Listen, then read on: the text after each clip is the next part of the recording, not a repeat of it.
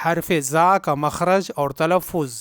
हरफ ज़ा ज़ुबान की नोक और सनाया सुफला के किनारे और सनाया उलिया के मिलने पर अदा होता है। यानी ज़ुबान की नोक जब सामने से नीचे के इन दोनों दांतों के किनारे और सामने से ऊपर के इन दोनों दांतों से मिलती है तो हरफ ज़ा अदा होता है।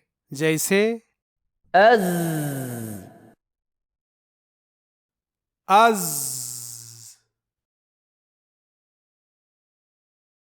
अज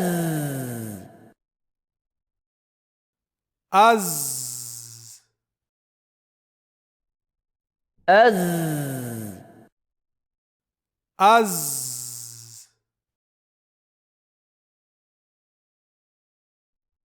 अज अज़।